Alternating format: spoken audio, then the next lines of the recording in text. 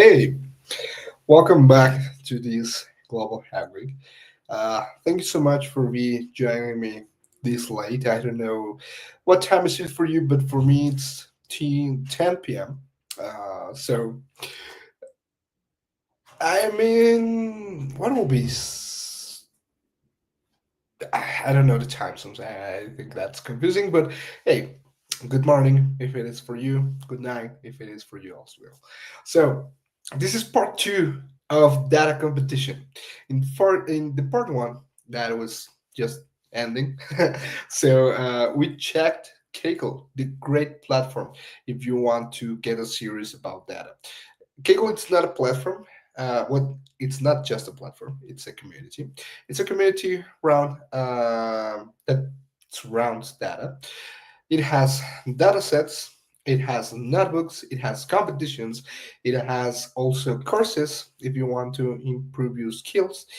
And in this specific part, or in this series of sessions, I wanted you to take a look to Kaggle, and I wanted you to understand the potential of these competitions, right? In the part one, we also take a look to the competition we are going to be focusing, which is the Titanic one. We make a small pause to understand the influence of this data. Remember, if you, I'm pretty sure you are familiar with Titanic. I think that's one of the main reasons why this competition is great because you can relate to that problem, you can understand the problem. Um, if you don't, let me rephrase it again. Um, Give me a second. I have that prepared here. I'm not finding it. Okay, yeah. Um, Titanic. It's an RMS that sank after colliding an iceberg in 1912, and some of the crew did not. So some of the passengers and the crew did not survive. So that's why it's important for us to remember data is sensitive in all senses. So uh, let's just keep that in mind, right? And the main idea of this competition is for us to predict that what was the group of people that was more likable to survive or not to this sinking, right? Um, so we already take a look to that in part one. If you miss it, don't worry, you can always watch the recording. And well, please, I always forget this, but don't forget to check in. Let me share here on the comments. This is the link so you can win your community points. And well, that being said, we can continue to this part two, in which we will focus on the coding and specifically the solutions I wanted you to share, which is my solution for this problem. It's not the greatest solution. Actually, in part three, we are going to try to improve it. And in this one, I am going to give you, well, we're going to review the walkthrough of my experiments and why I choose my ideas here. So let me start sharing my screen. Give me a second. You should see it right now. So this is where we'll leave it on the part one. Uh, Let me open my terminal. It's here. Yeah, I want to update. Mhm, mhm. Code, develop, Kaggle, and Titanic maturity. And okay, this should look like this. I have a file that I called Titanic experiments. I'm going to make this bigger so we can all read better. Okay, and I think that's too big. But yeah. So I like to work locally. Remember, you can make use of the Kaggle notebooks, and that probably will be better if you have a restrict computer or a restrict piece of hardware. Thankfully, my computer works fine, and I had enough free space for this small data set. I think the data set weighs almost nothing. But if you don't worry, you can work in Kaggle notebooks. Actually, here I already created a notebook. For example, my submission, my discussion, submissions. So this is a notebook I created. Uh, I removed all unnecessary code actually, but you can also submit directly a file without a notebook, right? So you can have it both ways. If you want to create a notebook and test uh, have your runs in the cloud, the Kaggle cloud, that's totally fine. The only thing they ask for is at the end, you create a submissions file, and well, that's just it. Again, you can totally just upload a file, a CSV file, and that will be considered for it, right? So if you want to take a look to this notebook, here it is. Let me share it with you. But also, I wanted to. Oh, this is private. Sorry, just one thing. First, verify your account. Oof. No worries. Uh, I'm going to make it private, sorry, public at the end of the session. Forget, please, these previous links I shared. That was my bad. I didn't realize it was private. But you know what? It's public GitHub. And I created a GitHub uh, repo for this. Mm, mm, Oh my god, Jocelyn is doing a lot of things in GitHub. Uh, but my repos, Titanic Eagle competition. Okay, and this one has the same. Actually, this one has more because this includes the experiments. Uh, yeah, this includes the experiments. So this is the GitHub link. Remember, this includes all the experiments and code I am giving to you right now. Tammy says hello. Hey, hello. Thanks for joining. So let's return to we were before. So these all code base I am sharing, it's exactly the same that the one it's in GitHub.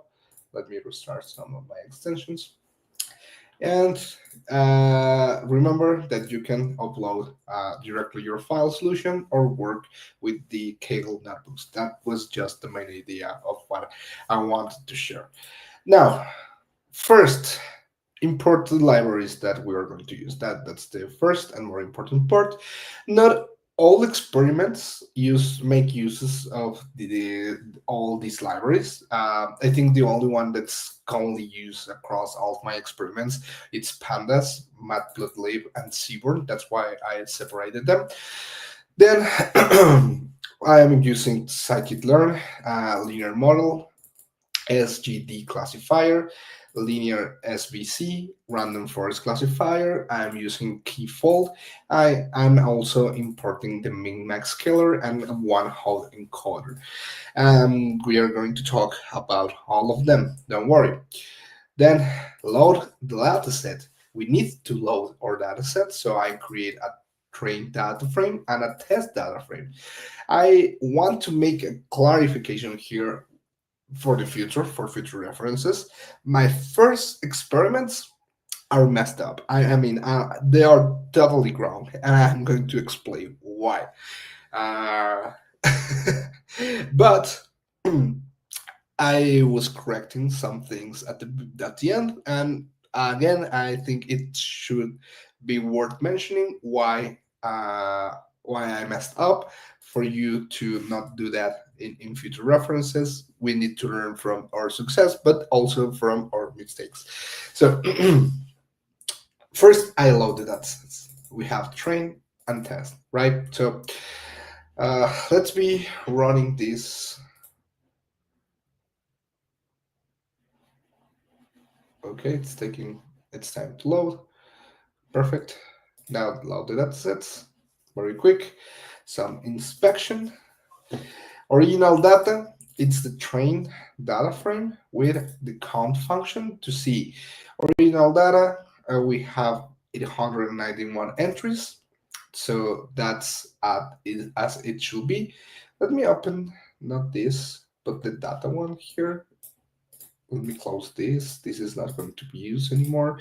Titanic tutorial, no anymore, no. Accuracy and precision, not anymore. TensorFlow, not. And the GitHub, well, I'll keep that open. Um, this one I can also close. Remember, this is the file they give us. So for the train, this is 61 kilobytes. So again, it's light, but you can work with cloud if you don't want to download it.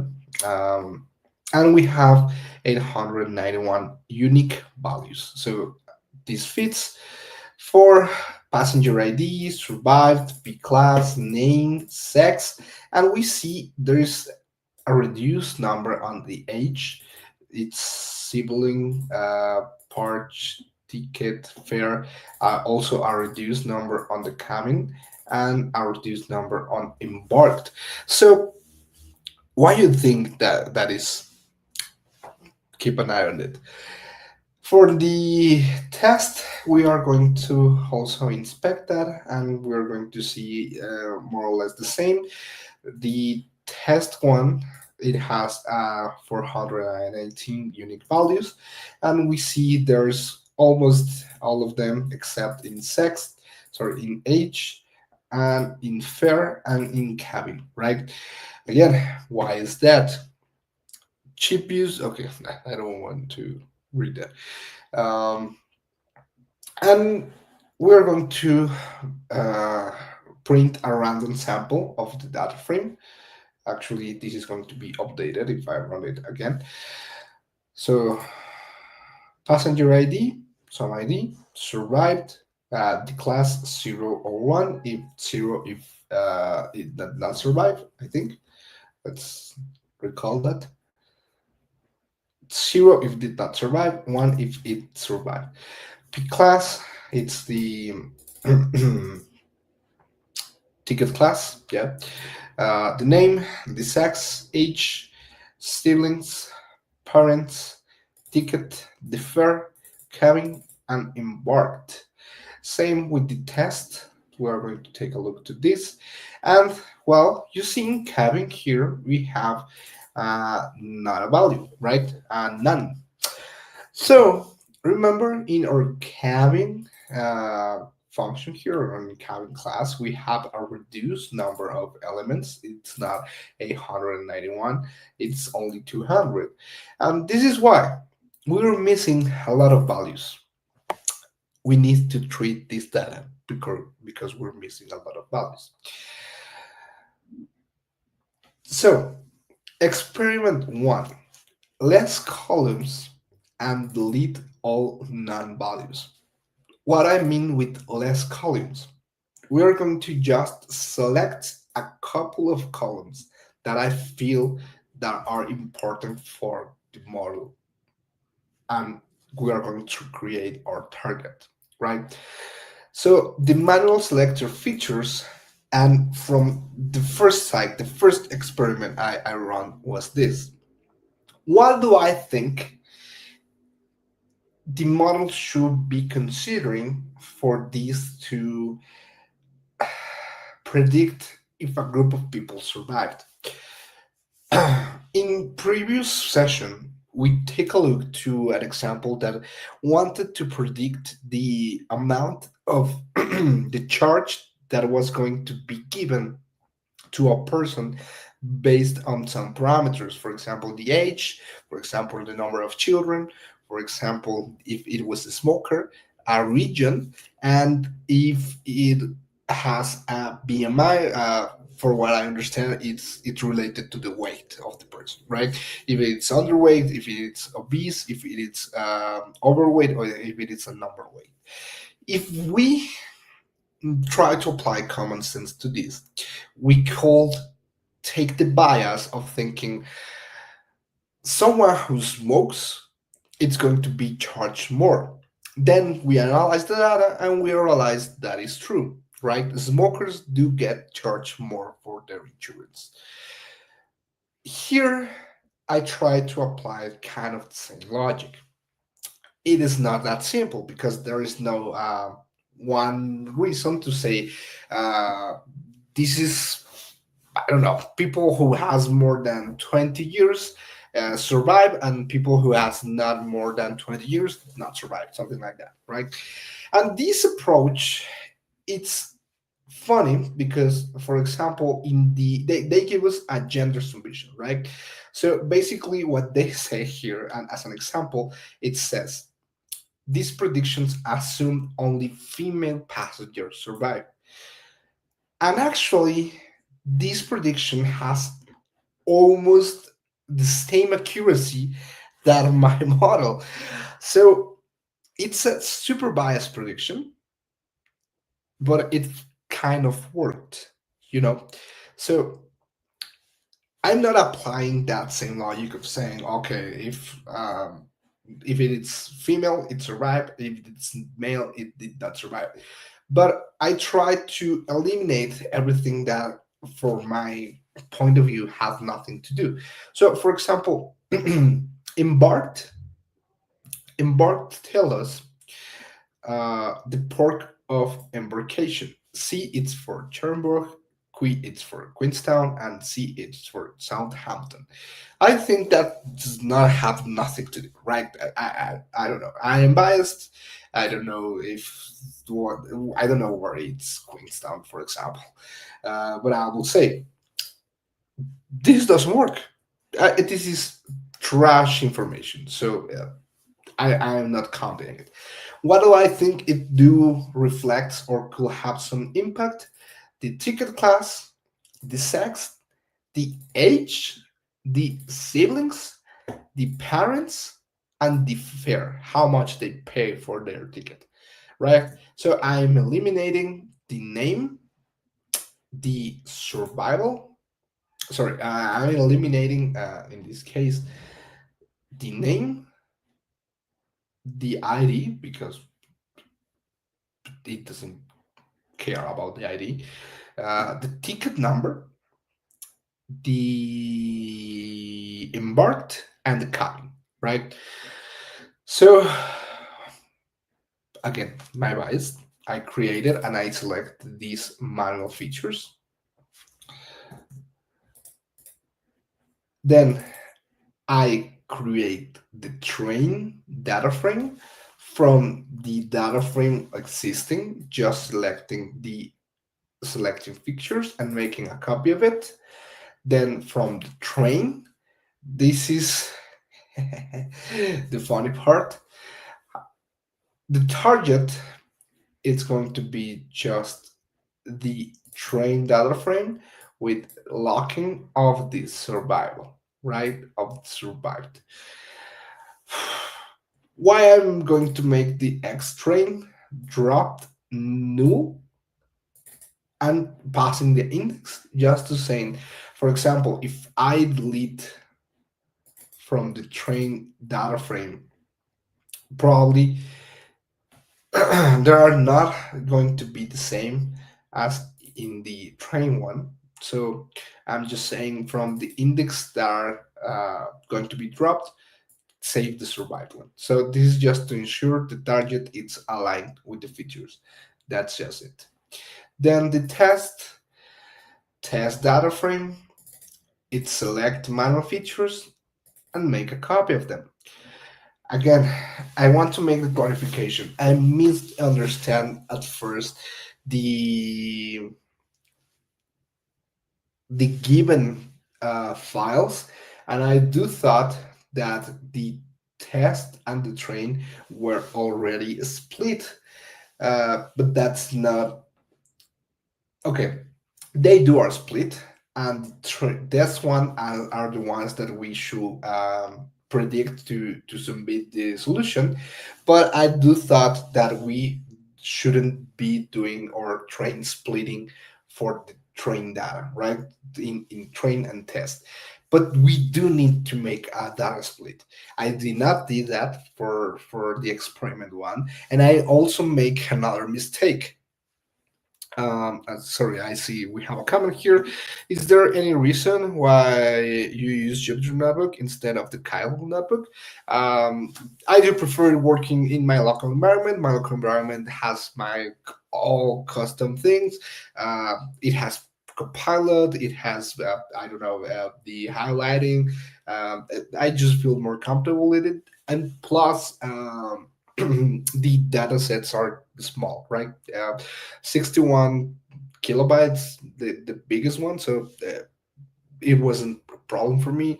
Also, I have a powerful computer, luckily enough, and so I didn't have to rely on cloud. So working in local for me works perfectly. But again, if you want to work on Kaggle notebooks, that's totally fine. I recommend you, if you have a limit computer, or if you don't want to get dirty your computer, like downloading the data sets or um, using Python environments, if that's also a problem for you, things like that.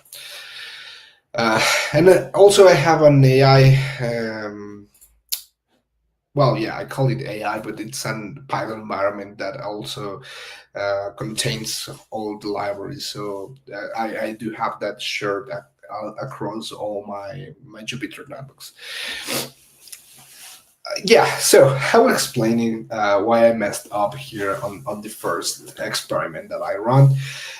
First of all, feature selection was super biased, was super wrong. Um, I split the data. Sorry, I did not split the data. I take the train data and test data literally as they are. And you may be wondering, well, how do you feel the test data or how you test it if you didn't have this survived? Well, my problem was that I do find the submission, right? And the submission was here in the gender submission. So I took these values and I insert them. So that was super wrong. That's why I even commented this when I tried to fix that, but I realized like I don't know, it's not working. It's not worth fixing that. I mean, it's a failed experiment. I should leave it as it is and then focus on the next experiments, right? So then I convert this sex feature to a numerical one, zero for male and one for female, because that wasn't as that. Sex, it's sex, not a key function. I think they do this on purpose. Like, I mean, it's easy, but they do this on purpose because normally how you extract these type of variables from your data pipelines is categorical, and we as data engineers we need to translate that into numerical, right, or something that makes more sense for the computer. uh, so I just did the map. Remember, at this point we already dropped non-existent values. We do that, we inspect again train set after dropping non-existent values, and we reduce our data to 714. So instead of having 800, which already is a very reduced number of rows, we like just eliminated 100. Um, think about that, and you will realize why it's an error. But again, this was my first experiment, and it was kind of wrong. Next, the next thing it was wrong, and let me try to run this again. You will see I have a score of 0.56. But if I run it again, the score dramatically increased of 0 and 69. And then my accuracy, it's just increasing. and then it decrease again, and then increase, and then increase, and then it stabilized, and then increase, and then it's going to reduce. It performs awfully, and then you may be wondering why. Well, I'm going to open scikit-learn library. Scikit-learn.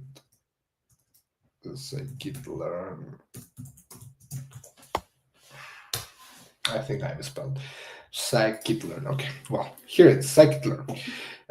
If you don't know what scikit-learn is, it's the library for doing machine learning classical models in Python, commonly used. But they have a user guide in the choosing the right estimator, which is a great resource for us. So you start, and this gives you have less than 50 samples. No, sorry, more than 50 samples. This is my confusion. This is what I missed. I read this as okay. First, I read this as less, but it is more than 50 samples. If you don't have more than 50 samples, hey, buddy, go get some more data. If you do have more than 50 samples, what you want to do? Predict a category? Yes, we do have. If you don't want to predict a category, maybe predicting a quantity? Yes or no? Just looking? No. Predicting structures? Yes. Okay. If we are doing regression, if we are doing dimensional reduction, if we're doing clustering, if you're classification, what do we want to do, right? In this case, we want to do classification, not regression or clustering or dimensional reduction. So, uh, predicting category, we do have a label data. This is a supervised prediction model. Here, less than 100K samples. Yes, this is our case because we only have 800, not 800K. We need to use maybe linear CSV. I read wrong. Okay, what happened? Okay, I read wrong. So I use SGD classifier. So the SGD classifier, it's stochastic gradient descent learning. A stochastic gradient descent, if you are not familiar with the terms, it kinds of mean a small factor of randomness, which does not affect that much when you have a big amount of data. In my case, or in your case, for the Titanic, we don't have that much of data. Even more, we have 800 and we reduce it to be 700. So, couple of errors that it's worth highlighting here. Selecting the features just randomly, like I do think this is, well, not randomly biased. It's going to be a better description. Selecting features biased, being said like, okay, I think this is going to help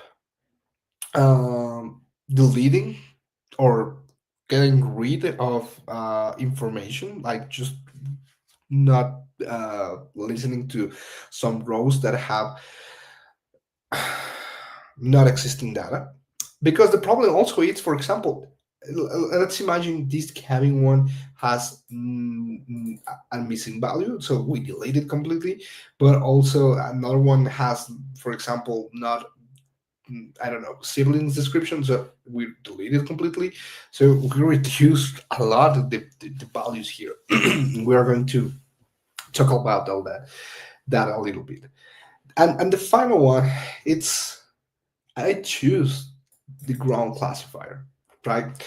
Um, the a better classifier for this specific task will be linear SVC. What happens if linear SVC doesn't work or it's not giving you the best solution? Then try next. If the text is data, uh, then use k neighbors classifier, or else use an ensemble classifier. For example, if we go to the example classifier, then we see the random forest, right? Ooh.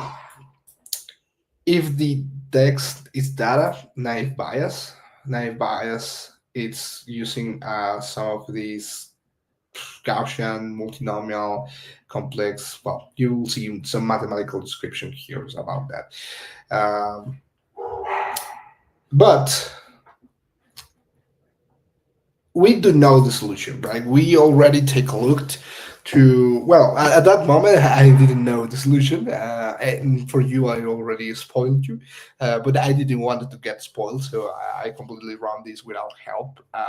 Then I run some experiments with desired, or how to say it, the recommended classifier. But at this point, again, I start with SGD. That was my bot. I kind of misinterpreted these less than 100K samples because I thought it was, do you have more than 100K samples? And I was like, no, I don't have. Then I go to SGD classifier. Um, then I realized and I popped with this like because I was running these and it was like, why is it changing that much? Like I don't know why is it changed that much.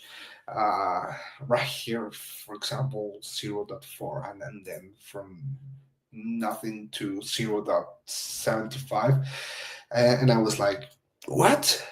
And I have to admit, I don't realize this after the first experiment. You will see in the second experiment, I said try to give more features and raw values, giving them another treatment.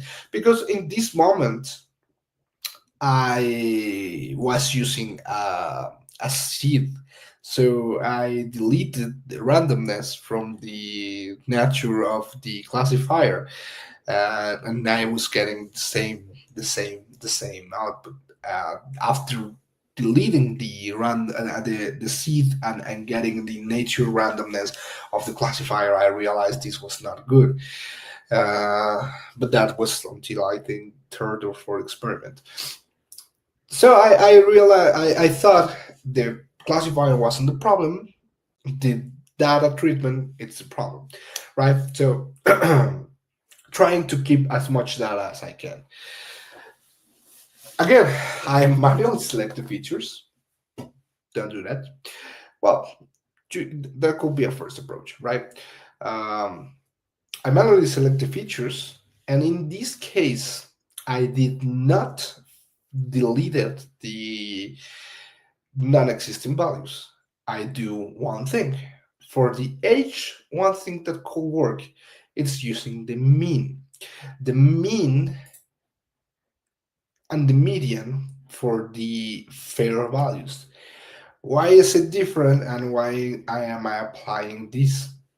The difference between a age of one passenger and another cannot be that big. Uh, the difference between one fare and another it's too big, and the mean it's a good representation of the most how to say this, that I think my words, the most possible a value could be for another a new row if it enter the the table, right? So if I add a new person, the age value of that person, it's not it is not that, sorry, different from the mean, right? So that's why the mean is used here at the age. But in the fair, since we have a big range of values, the median it's a better solution because median helps us get rid of the edge values being one too low or one too high, because the median, if for example the mean it's you sum of values and you divide that in the number of elements that you sum.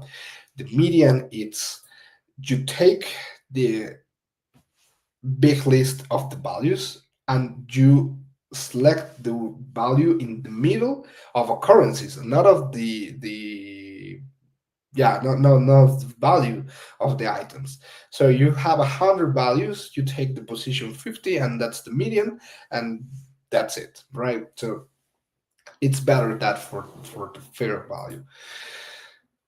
And we do that treatment to get rid of the non-existing values.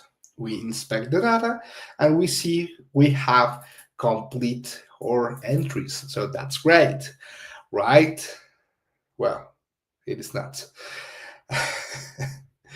Because we run with the same SGD classifier, right? So we take a classifier, we train it, we see the score, and the score, well, the accuracy is again too random, you see? And you will see there are some cases which is not that bad, but using the confusion matrix, it's great. So we can see how it's the distribution, sorry, for data. Um, the predictor and the actual. So in this case, we predict 384 did not survive, and that's true. But we also predict that 54 did not survive, and they do survive. So that's false positive, right? And also accuracy, it's again too unstable. So this is where I start wondering, like, how could I do that? And I do another mistake, which is I was learning also about data, well, the data manipulation and models and algorithms, and I start reading about these. How to say it? Well, the key fold or the cross validation. So I did a third example, not changing anything, but to applying just key fold to the experiment too. And how you do the key fold, for example, it's my logic was if I do the same, but if I do it 3 times, and how keyfold works, it's that you divide your training data and your validation data in 5 sets, or the number of sets, or in this case, I'm doing five.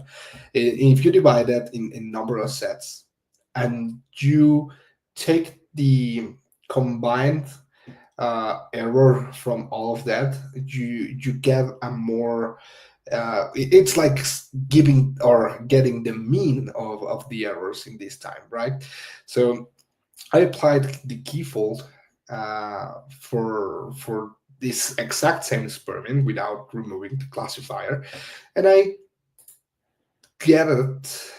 Uh, oh, this is wrong. Yeah. Well, in this case, I am not going to run this because, well, one, it is wrong, and also at some point I moved these values because,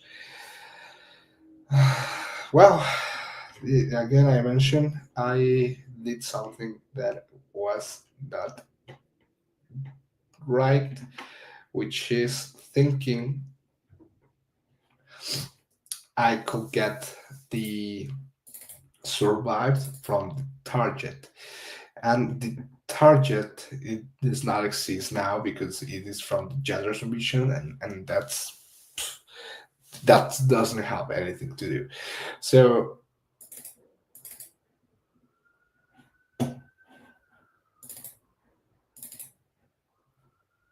why train and why test? Here, for example, combined why train, I do need to change this from the combined train test Okay, yeah, the tests should have the same, but not combined, just combine X is X train and combine Y it's what train.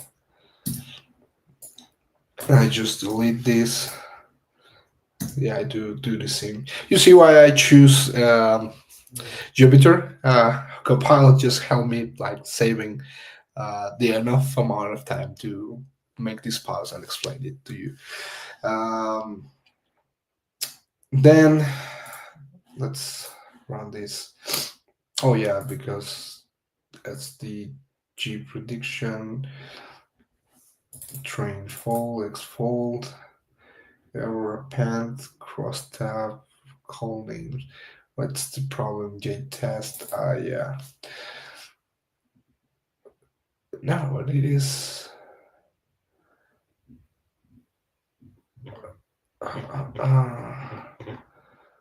J train. Yeah, my problem is that this should be train. Yeah, these all should be train.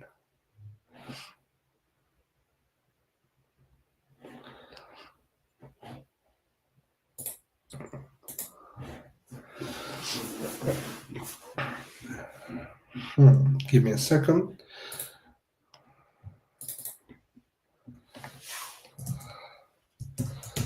Extrain, extrain.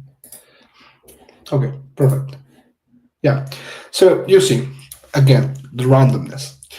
0.77, 0.37, 0.69, 0.72, 72 being a mean error across 0.33, which again, it's not good. And also, this is the mean error because this is append every time this is run in the foldings. Divided in the number of foldings, right? So you see, at least it has a constant or a more reliable uh, mean error, but still, it's not that great. You know, varies between 0.26, 0.40, 0. At one time, I see a 40 around there. Uh, 38. Well, it varies less, but still, it's a passable. It's awful performance. Like flipping a coin will be better than this. At this point, I just say, okay, we need to treat the data better. You see, I was going with the same treatment of the data approach more than changing the classifier, which don't get me wrong, it was still good because in this time also I select the manual features, which was the first one I think it was created. But then, for example, I select some numerical features and some categorical features. And this is one thing I also explained in the previous class. Let's see, for example, from the test one, how the values of here of the ticket fare are. Ones are 0, 7, 9, 26, 82, um, 60, 60, sorry, 56. This is 221. So, for example, here, one thing that it's worth mentioning, actually, let me see if I can create one very quick. Uh,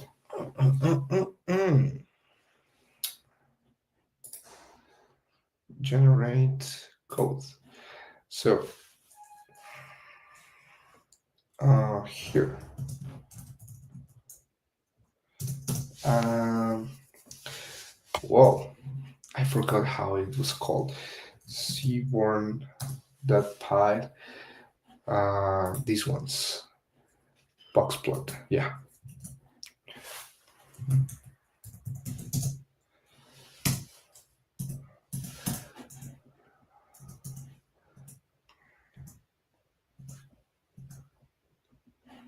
Okay, let's see. Oh, this is wrong. Age and fair. No, I just want fair. And what was the other? Well, yeah, the age and fair distributions. So fixed size, fixed plot, subplot 1, subplot, box plot, p class, y age, show. Okay,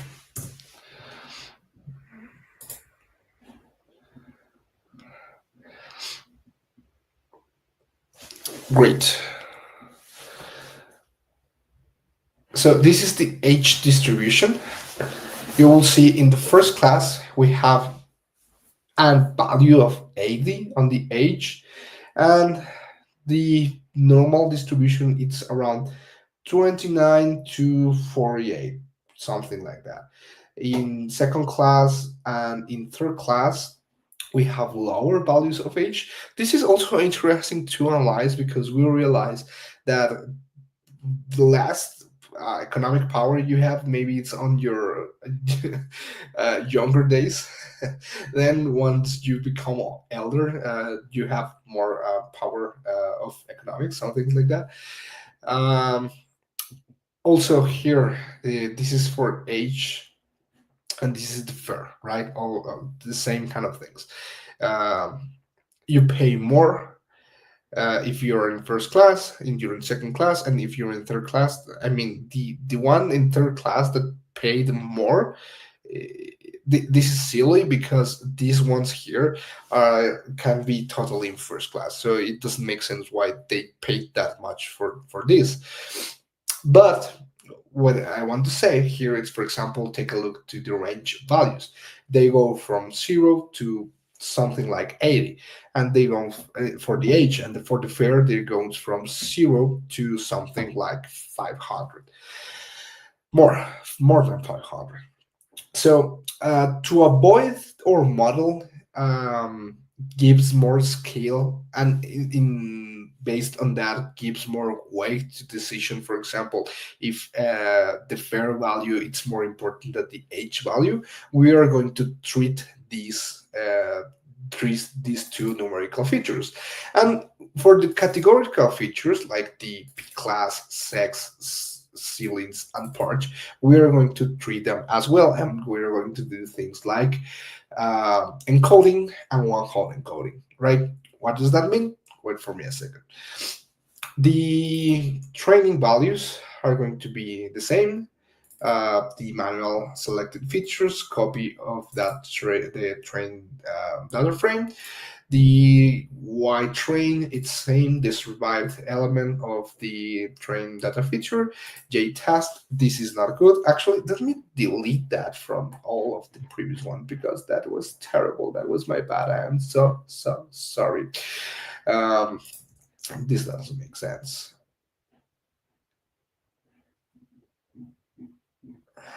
Also, it doesn't make sense. Generate production file. Okay, I'm going to delete this generate prediction file from this as well. Doesn't make sense to have that. This doesn't go here. Great. So we can continue. We have the plot.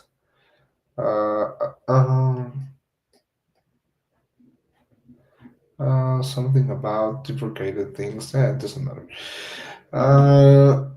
Okay, yeah. So delete. With that deleted, we need to convert sex feature to numerical. That's great. We did that before. For filling the age with mean, filling the fair with median. Also great. And once we have that field, let's create something that it's a min-max scalar. This min-max scalar help us to again take the scaling of these two, and then we can pass from being something like, actually I think I didn't show that. Let me make a plot of it. Create a min-max scalar, fit transform the numerical features of this data frame.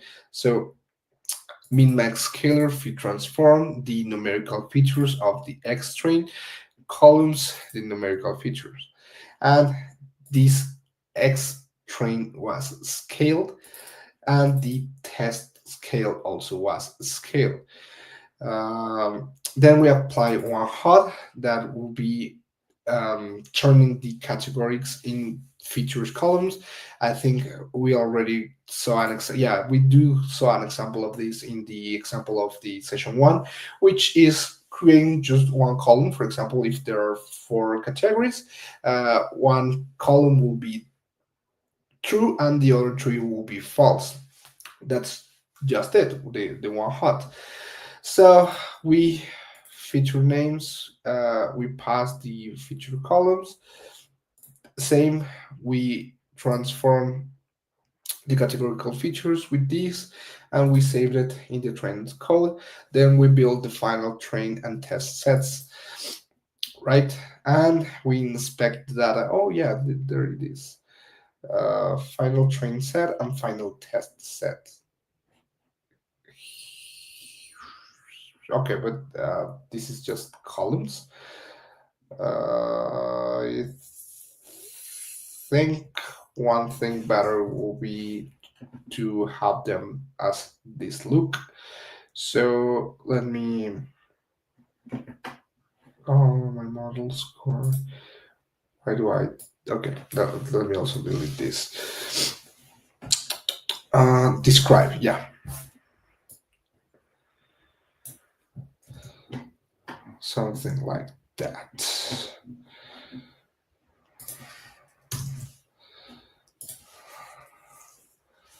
Extrain file and columns. Final. Okay, great. And they look like this. Oh,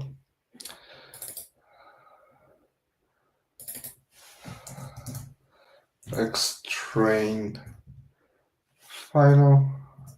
Yeah, train. Okay, for example, here. Okay, what I want you to take a look, it's not in the class P class 1, P class 2, or P class 3. For example, P class 1. Oh, no, it's not a describe, sorry. Um, yeah, my bad. I'm going to just use head.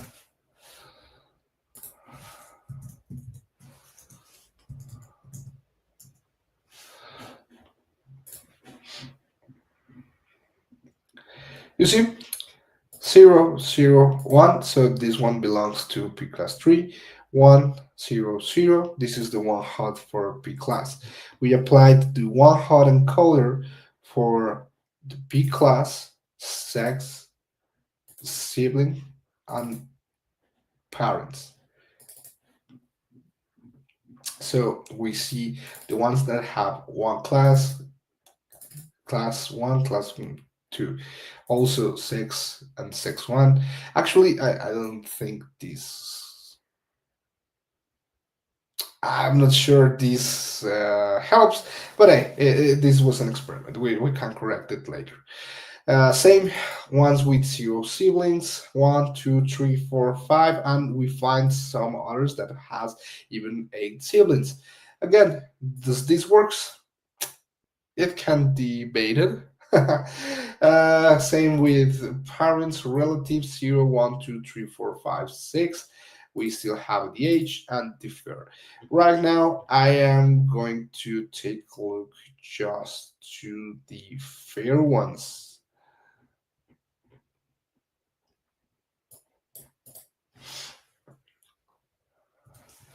Give me a second.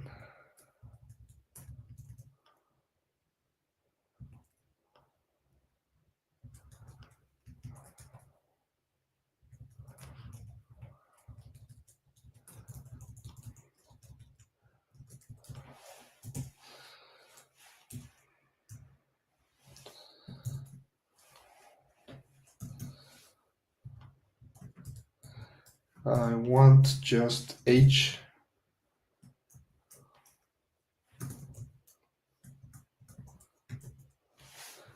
Let's see. Does that work? No. Okay, this doesn't have an include option. Uh, uh, uh,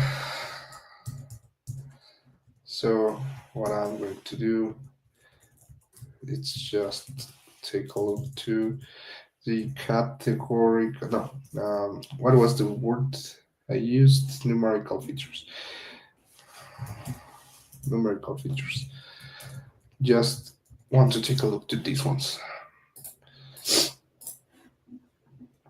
Great, so we only have these ones. And you will see how these were scaled. So, for example, and this is the one and one, right? I'm sorry, uh, here. For the first element in our passenger, so this is Mr. Kelly, its age, it's 34. But here it was reduced to a scale of 0.42. What does that mean? Meaning that the minimum value, for example, that's zero, this is going to be zero. And the maximum value that was around 80, this is going to be one. Same with the fare. The minimum value that was around zero, this is going to be zero, and the maximum value that was around 500 or something like that. If we take a look to the box plot, yeah, more than 500. This is the one that's going to be one. The rest, for example, around here, it's going to be 0.52, 50, something like that. And these ones are going to be around 0.01 or 0.02 or that 0.03, things like that. You see? So we scale this for the model to not trying to consider them as more important than others. So here, for example, we have a cross validation. I mean cross validation. Now this is wrong. Oh well, yeah. Here we also are using cross validation. No, no, yeah, we were using cross validation. Well, it doesn't matter. Actually,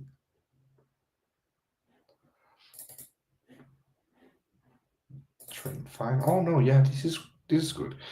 Yeah, train. Okay, yeah, this is good.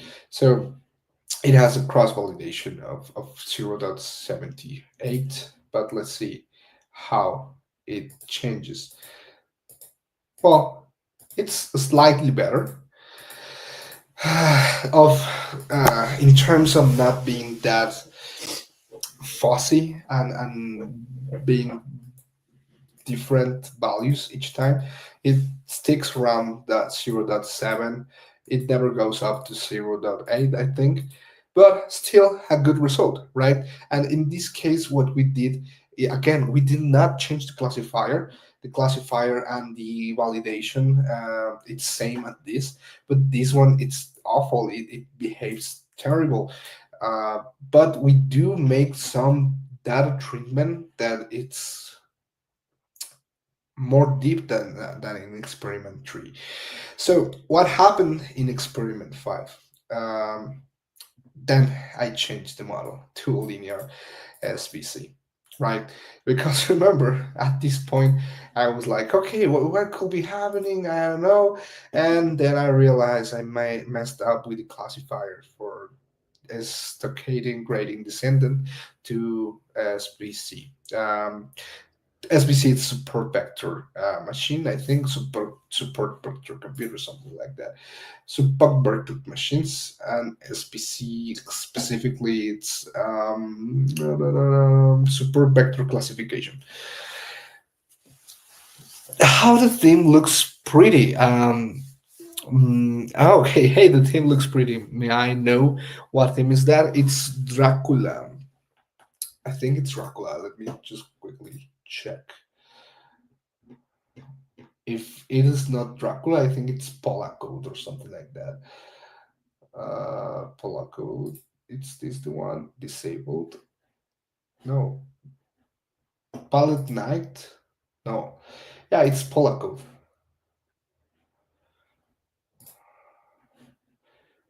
Should be Polacode because, for example, yeah, I think it's this one, my friend. Because I used to have synthwave, but it was too bright for me. I don't know. At some point, I loved synthwave, but then I moved to Polacode. Maybe if I get bored of this, uh, you shall not. Yeah, if I am bored of this at some point, I am moving out to Polynomial team. So these are the two or three I recommend: Synthwave 84, Polygnite, and Polacode. Right now, I am using Polacode because I just love the aesthetic of this being made or not too bright. Uh, yeah, right now I don't know. This one also looks great, but for example, these high contrast ones, I don't know. I think I don't love them. So let's return. So let's close this. I love what you're doing, mate. Hey, thank you so much. So also let me make a small pause because I need to sneeze. I'll be back really quick. I promise.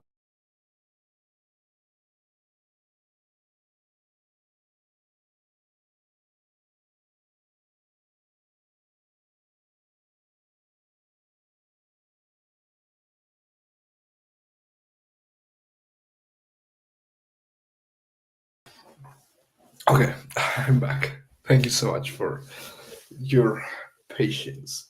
Yeah. So I was saying we did improve with just data treatment, with not the perfect or not the right classifier, but kind of overlapping that with a good validation set, which is the k-fold. And we did do great in this case, right?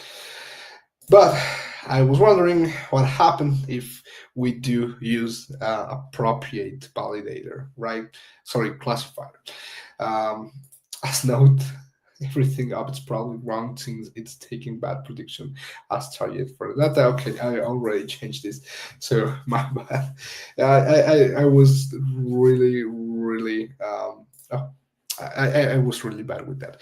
Change model to linear SVG. So basically here we do the same. I'm sorry for the repetitive code here, but I do wanted to get that in every experiment.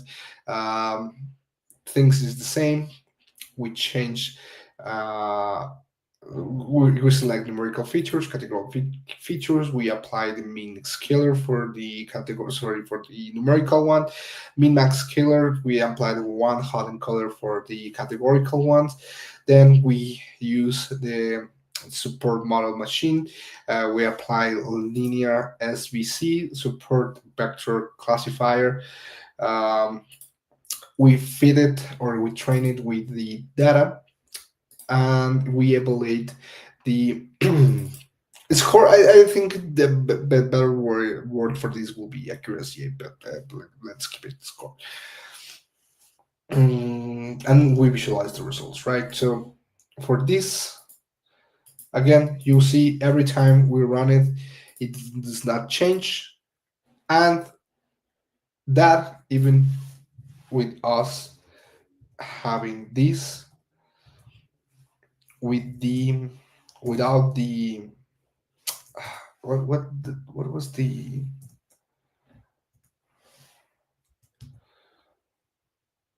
seed? No, what was the let me see. Maybe here in some example we'll have that. Multi-class classifier, linear SBC, linear SBC. We'll have penalty loss. Here random state. Sorry, random state of 42. I don't know why this is commonly used, but uh, just take a look to the score here. And if we change it to 32, it's still the same. So it does not matter about the randomness or the random state. It always get that good output, right? So for this generate prediction file, it's the random generate prediction for submission or example number 5. And in experiment number 6, we changed the model to random forest, that it's an ensemble method. What's an ensemble method? It's not only using just one classifier, but taking advantage of multiple uh, models to create one single solution. For example, random forest uses the tree at the tree classifier. So we can come back here, for example, and we will see in the supervised learning for second learn nearest neighbor decision trees, right? So we create many decision trees, and this is random for us because it generates many decision trees and randomly select features or the ways it's going to behave. Good visualization of this, it's in the overview. Remember, one of the suggestions is Alexis Cook's Titanic tutorial, and her solution it's based on random forest. That's the sixth experiment I run. It's based on what she recommended, and the model score for this it's perfect. You see almost no bad predictions, just six that survived, that didn't survive, and 10 that did not survive and did survive, right? So the visual representation of this it's something like this. The tree one receives, for example, if it is sex female or sex male. The tree two represents the class. The tree three represents the siblings and things like that. So it will be passing fair tree to see if it is a female, if then it goes to siblings, or if it goes to parents. If it goes to siblings, then how many parents? It's going to generate many trees like this to see the votes. And depending on the number of trees that vote for one answer, for example, if two trees voted for survived one, and just one tree vote for survive zero, the output should be it survived, right? Based on the vast majority of the votes here. So this is democracy. Sorry, and I need to get some water, but in the meantime, you can take a deeper look to the specific example. I'll be back really quick.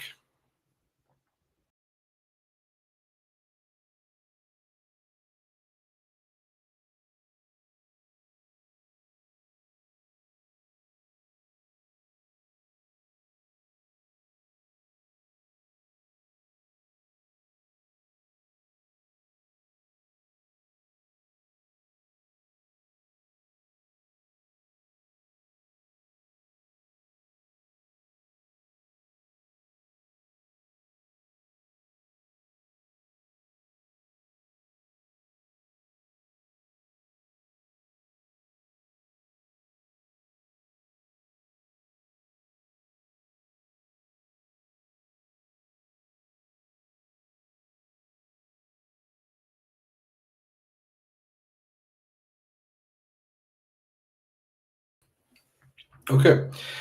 Thanks for waiting. I have water right now, so mm, let's keep it going. Uh,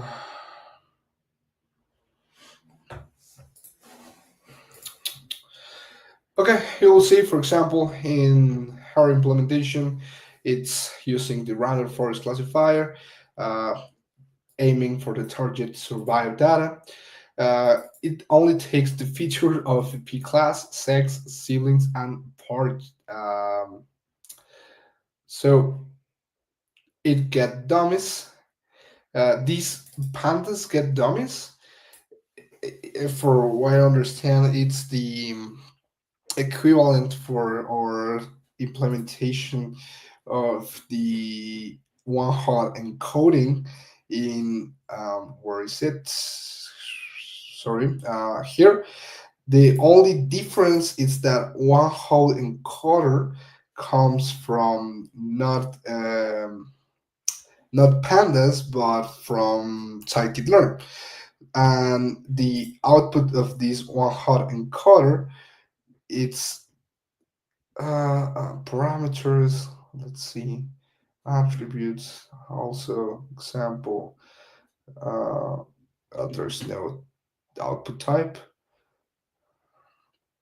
Well, if I remember well, it returns a numpy array, and that's why he here also with the name max scalar, min max scalar returns the number array, and then I have to transform it into pandas data frame. Same with the one hot encoder, one hot transform it into pandas data frame, and this is why at some point we need to create the final data frame consisting of both of these. In this case, it does not translate into any data frame because Panda already has this get dummies function that it's similar to the one hot. I mean, they do the same, but I like to manage them as in the scikit-learn way, not in the pandas way. So it first get the x, which is the get dummies from the train data features, and the X test, which is the get dummies for the test data, not the train data features. Um, so this is going to be X test, and this is going to be X train for our nomenclature. The model, it's random forest classifier. It has 100 estimators, max depth of 5, and random state of 1. In our implementation, we did basically the same, if I remember well. Number estimators.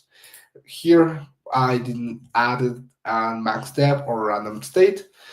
I think the default version of the max depth, it's okay. Yeah, I didn't want it to add a max depth because also for this, I don't know, I didn't feel it was necessary.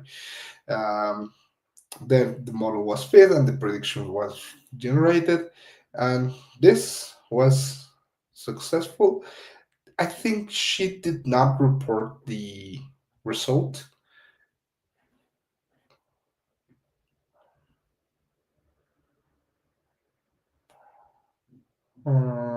Yeah,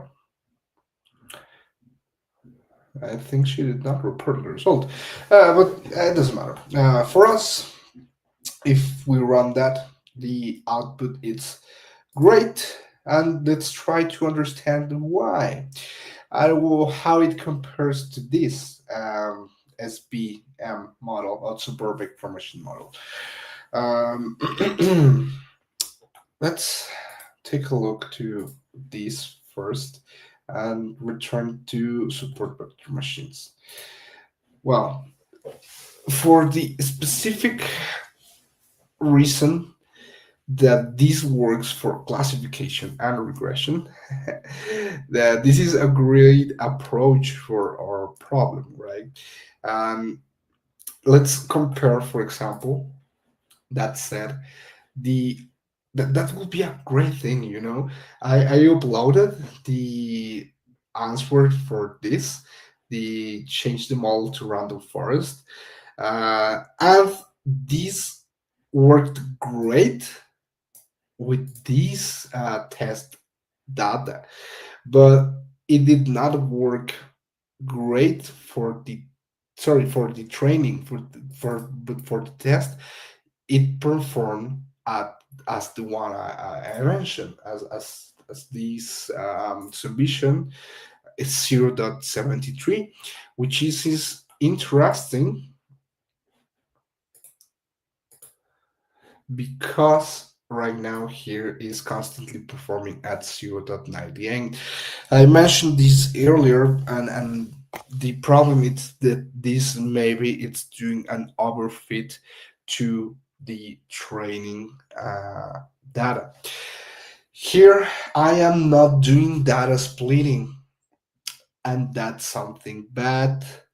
Let's first try one experiment out of this. I mean, I want to generate the submission experiment 5 CSV, upload it, and see how it behaves in comparison the 0.8 to the with the training to this test,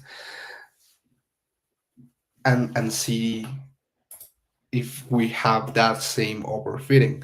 Let's submit a prediction, drop and drop file,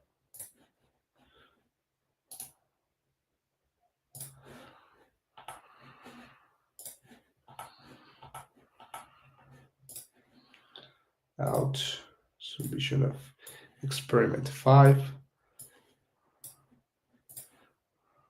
I don't want a description.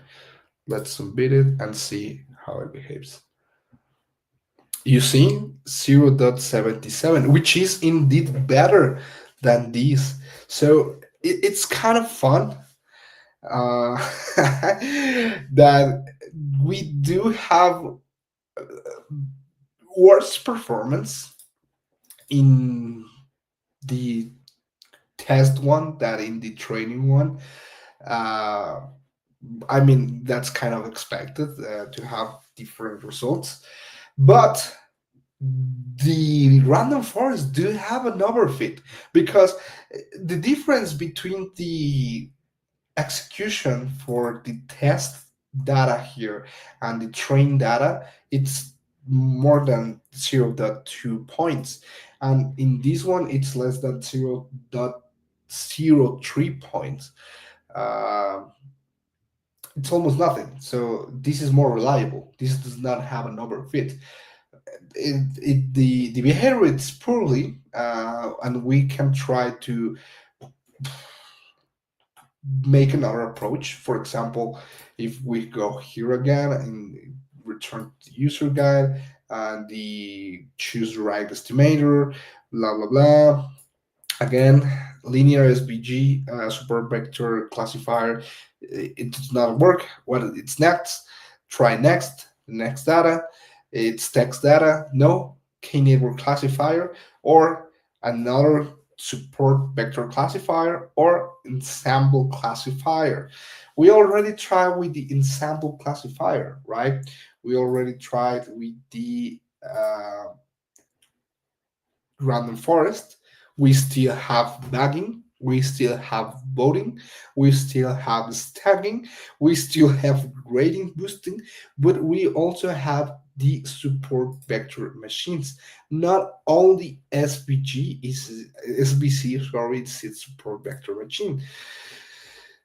We can have more for classification, which is the problem we have. We have linear SVC with a linear kernel, um, polynomial of a number of degrees. But for example,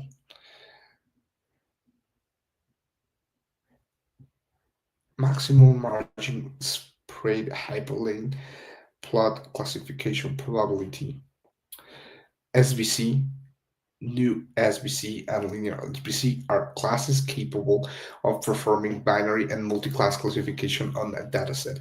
SBC and new SBC are similar methods but accept slightly different sets of parameters and have different mathematical formulations.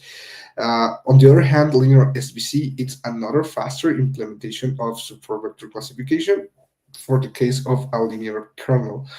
Maybe this is not a linear kernel, so we can try SBC with RBF kernel or any polynomial degree kernels. Um, so that's interesting. It also another faster. It select some of the attributes of SBC and MBC, like support. Linear BCs use its square hygiene laws. So maybe we should open this just SBC. And let's quickly create another experiment. I mean, I'm going to do almost everything same. Actually, I'm going to copy this SBC, but I'm going to create some markdown and some code. Oh, sorry.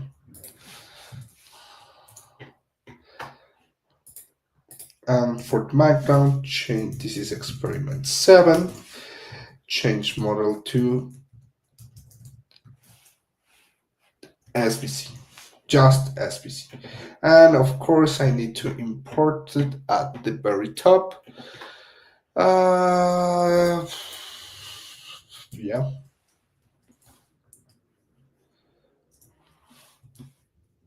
Yep, and SBC.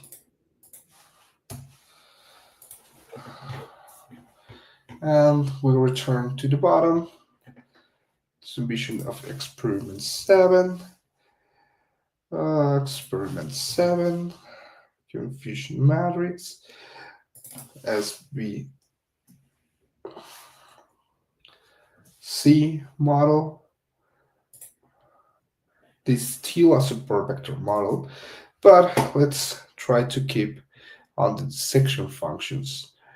Evaluate the dissection functions for the sample, parameters, nodes. Okay, let's return this. As another classifier takes 2 inputs. Okay, yeah, no problem. SVM decision functions detailed in the mathematical formulation depend on the sum of the subsets. Example. Okay, let's take a look to the examples to see. No, this is less dimension that we need. So, gallery of examples, classifier comparison. Okay, this could be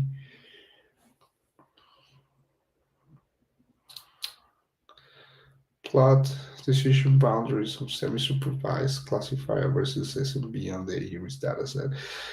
This is interesting. Plot classification boundaries with different kernels, SBM, supervector machine, classifier comparison. Okay, let's take a look to this.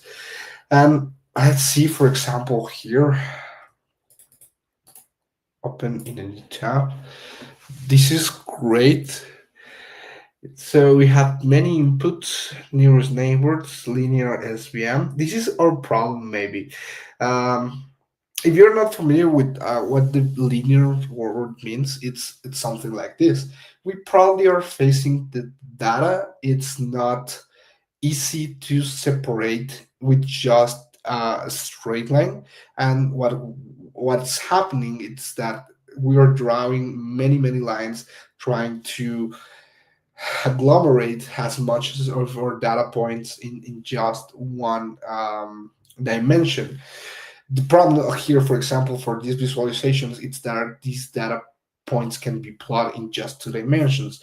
Ours cannot because we have like a 17 data frame column, right? Sorry, a 17 column data frame. So even if it is not easy for us to plot and see, The RBF super vector machine as this can make a great difference like these others if we did not rely on linear or just straight lines, but uh, polynomials that can fit better or data set. For example, the random forest looks like this. Is it generates areas that tries to, or in this case, the decision trees that tries to uh, group her data. And if many of these trees, for example, like this, select these areas as red and these other as blues, that's why we know, or that's how we choose it. But still, uh, it depends on the number of trees, the maximum depth. So, for example, this here, it's great, but they behave differently depending on how the input data is distributed.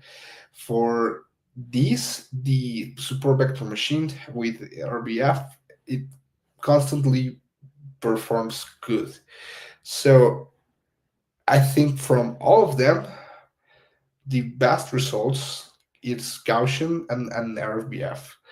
But that also depends as well on the data. So that doesn't mean the nearest neighbor or Gaussian process or decision trees or call the model you want.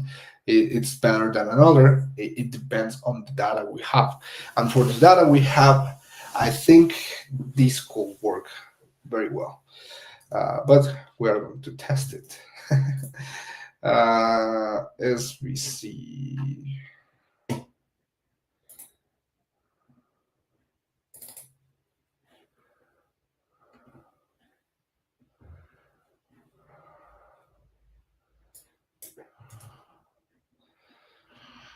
So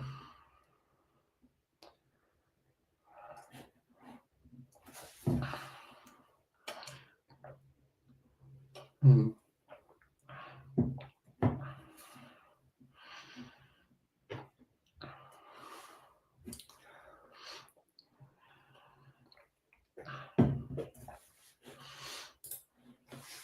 I am taking a look to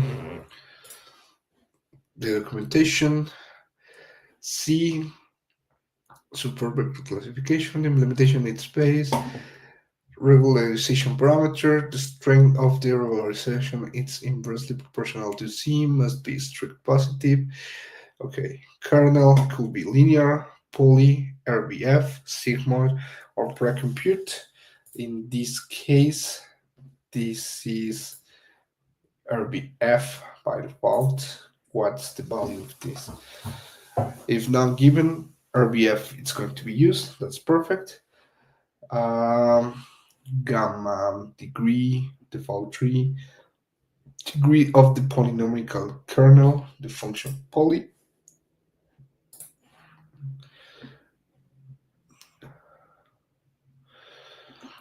gamma coefficient for RBF poly or sigmoid. If gamma is scale default, it's space then. Okay, and for this, gamma is equal to. Okay, I'm going to try this with gamma alto. Let's try this. Okay, this is a problem. SBC, it's not defined. Oh, I need to run that again. Sorry.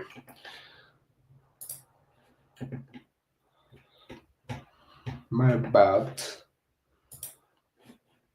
So, oof, many errors. I mean, that's not that bad, 0.78.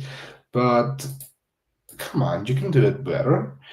Let's try to change the gamma to scale then and see how this behaves. Okay, it was increased, but also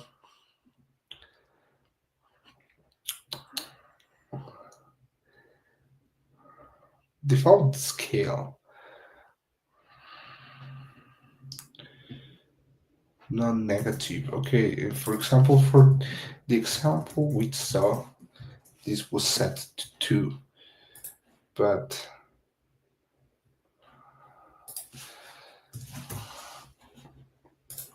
is it the number of parameters that we're looking for? Uh, Another one that think it's the degree. Let's change it to 5, and let's delete the random state.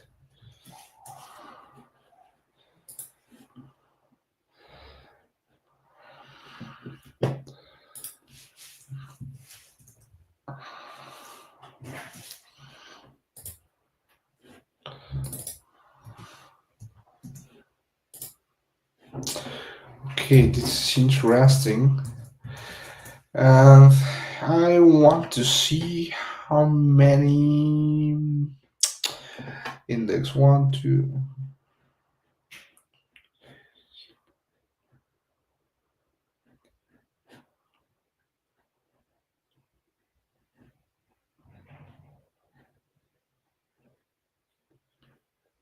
Okay, there are 21. So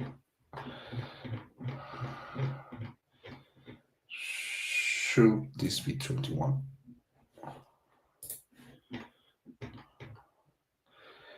Okay, so this increased to 84. Still not the best approach we could have.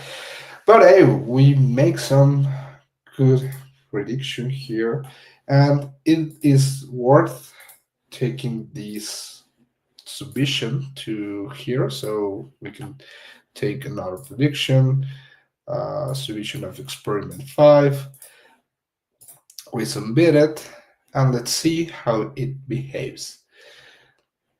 So it's poorly than our prediction of linear, but I think it's interesting of doing these kind of experiments. So what I want to focus on next session, because I see we are kind of running out of time, it's exactly doing this, trying to improve our submissions to get a better score. If we take a look to the leaderboard, we see there are many authors that have a score of 1. Uh, why is that?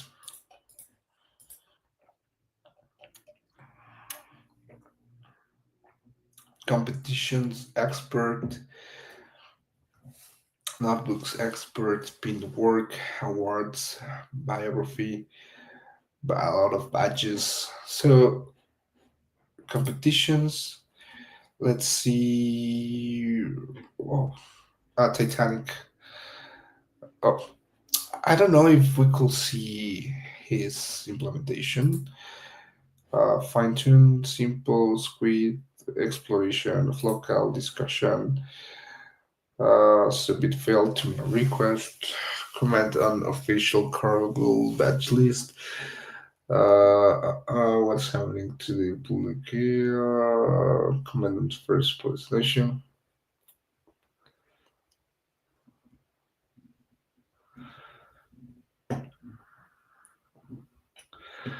Okay, write ups, followers, following. Okay. Um,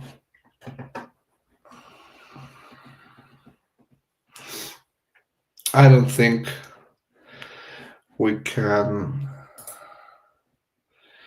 Okay, but I did improved.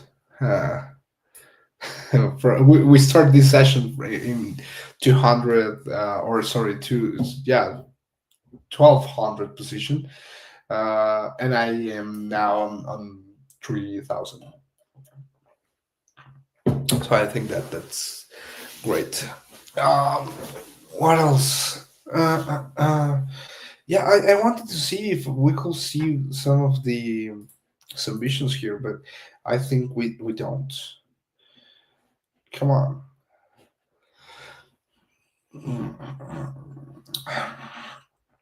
Okay, it doesn't matter. Discussion models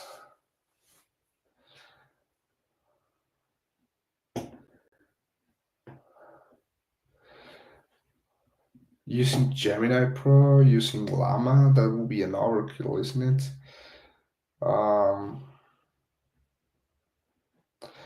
Titanic pipeline.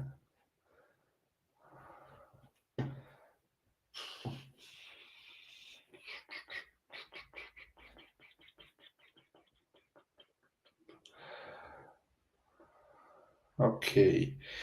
Well, um, discussion. This competition has an official Discord channel.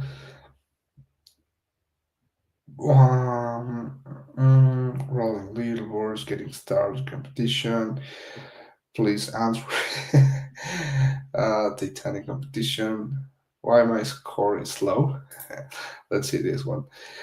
Can you guys tell me what I really need help? Maybe increased and estimators, the number of trees. Okay, let's try to follow this advice. Why not?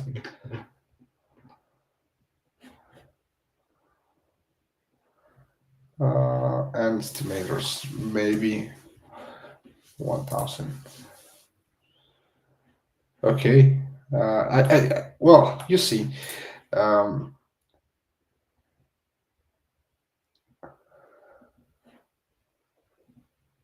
I'm assuming that since your score is close to mine, you might have worked with this tutorial. I'm going to work next step. I'm going to take this course. Okay. Well, not that didn't help beginners end to end. Hi everyone, I'm Froling to Gabriel. I just published my first notebook on tectonic dataset, cover exploration. Notebook link, we'll love. Okay, let's see. Let's take a look to that. Um, and what's the result? First of all, feature importance, random forest, fair, and work. Okay, for example, this analysis, it's interesting. Ensemble CP accuracy. And it's great. It's not that bad. So I think it's worth taking a look to this. So also, I really like how he documented this. Um, Explore, align. Okay, okay. So once again, XG boost. I don't know what this is, but maybe I should take a look to this later. Load the data sets. We have the data sets. Warnings, warning, field warning, ignore. Okay, that doesn't matter. Exploratory data analysis. Before building a model, explore the data sets. Okay, missing values in data sets. Okay, we already did this. Plot bar by gender. Survival rate by passenger class. Oh, uh, well, you see, this is also interesting in the exploratory data analysis. Um, So we have the P class, and if they survive, and we have more survivals in the first class, a rate of survivals, and that's interesting. So great analysis here. Age distribution of survivors versus non-survivors. So we see the well, for both, the distribution tells this is normalized. I mean, for both, it's saying that the around the 15 and 40 are the mean values. But what I think it's interesting here, it's the classical, uh, you know, women and children first. I think that do apply because we're seeing that a lot of young people at less than 5 years survived, and also a lot of female. So that's interesting. Feature engineering, raw data alone isn't enough, or good predictions. Well, extract titles from passenger names, create family size feature. Okay, this is also feature engineering. Fill all missing values of age, embarked, and fare. So this one, it's also considering embark and fare. Drop irrelevant columns like the passenger ID, I do agree, name, ticket, and cabins. Yeah, I don't know why embarked is important, but well, we can try to consider this as well. So for the feature engineering, this notebook, it's extracting a title uh, from the passenger names. I don't know why. Okay, I see. Yeah, this is interesting because for some of the names have something like captain, call, lady, rep, some doctor, major, sir. That's interesting. Replace miss, mister. Fill missing age by using title plus class, fix with transform. Uh, Median, yeah. Embarked with mode, fair with median. Well, yeah. Family size. Yeah, this is a new feature, so uh, it makes the sum of the siblings and parents plus one. So because it counts the person, I am guessing. Drop news columns and return the data frame. So new data frame looks like this. If it survived, P class, sex, age, sibling, embark, title, and family size. Then it applies logistic regression, random forest, and XG boost, which is boosting. So maybe that is what I so grading boosting, or grading boosting decision trees. It's a generalization for boosting. Okay, but that's not that. This is different. This is uh, oh, sorry. This is XG. I don't know. I will take a look to that later. Finally, we combined it into a voting class for better performance. Voting classifier. Okay. So this combines not only random forests, uh, it's used the standard scalar. The scalar, it passes values for the standard scalar, and it applies logistic regression. That's great. Then it applies random forest, um, and then it applies X boost classifier, and finally it's the symbol of the register regression, random forest, and XGP with a voting system soft, and still only 0.83. This is great. The feature importance map, it gives us the random forest feature importance, feature columns, good visualization here. But yeah, women had much higher survival rates. First class passenger had better survival than third class. Children had better chance of survival compared to adults. Family size matter. Being completely alone or in a very large family reduced survival chance. So being in the middle, I think. Um, Titanic, that's it. Remind us how history human. Okay, I don't know about this family size. We can interpret it because I have in my my doubts on it. Um, but yeah, I think this was great. We kind of did the same, and our result, it's not that far. I mean, let's see. In the It was published 18 days ago, I think. So public score is 0.75, and our public score it's 0.77. So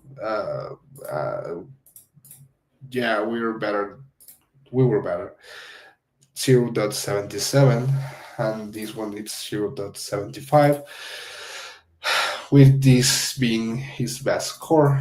And our best score was for linear CVS. Your most recent distribution was 0.74. Uh, that it's less than this one. Our most recent distribution, let's remember that, was for super vector machine with RBG polynomial distribution. The lineal one worked better, so that's our best core at the moment. So I'm calling this for the session. I think this was really good exploratory analysis, and I walk you through all of these experiments I run, which of them were wrong, why they were wrong, what I will do different. I show you how I correct them right now. We even create a new one just based on the insights of talking of this session. And for the next session, we will be doing exactly this. Keep reading, seeing how people it's doing its experiment. I would like to see, for example, the ones that have an accuracy of one. That's interesting, because even for machine learning models, um, having accuracy of a 0.9, it's kind of too much. 0.98, for example, here in my random forest training data was an overfit, and I need to reflect on on the test data being 0.70 771, I think. um, so the point here is, we will keep going on exploratory analysis for the data. We will try some more experiments, and we will try to get a better fit for this. I don't think we're going to take out, as they call it, the heavy weapons. We're not going to use a neural network. For example, I see in some of these submission models, they're even using long language model. I think that's an overkill. And I kind of feel it kills the mood of the uh, competition. It's not just being the top one for being the top one. It's trying to understand, and trying to have the best solution based on feature engineering, sorry, on data engineering, that it's what we're trying to develop here, right? So interesting to see you. Thank you so much. Hey, no, Tommy. Thank you. Sorry, I opened something and let me close it. No, Tommy. Thank you for being here. Also, Raiden. Thanks for participating. Rara, me, shape, shake. What? Sorry, shaped wristlet. So, thanks for joining the session. I hope you learned something. It was my pleasure to have you, and I will see you tomorrow for part three. That it's the last one, and after that, I will be hosting another session that's just for data pipelines, right? So that will be interesting. You see, right now we saw one of the implementations using a pipeline, but I want to talk more about pipelines, not only in scikit-learn, but in a general workflow of an application, right? Because yes, that's lovely to have data as we have here on the Kaggle ready for us to use, and just waiting for being engineered. But most of the time, we will have to get ourselves our data. Or if we work in the small companies, that's the same case, right? The data team, it's data extraction, data engineering, data science, data everything. So that is why I think it's important to have these type of conversations. Mm. Well, that was it. Thanks again. Thanks for coming, and I would love to see you back again tomorrow. And before I forgot, please leave your feedback with us. And I want to invite you to next session, which is today in Global Hack Week, Wednesday, hosted by Cecilia and Rosendo. And that will be it. Thank you so much, and see you.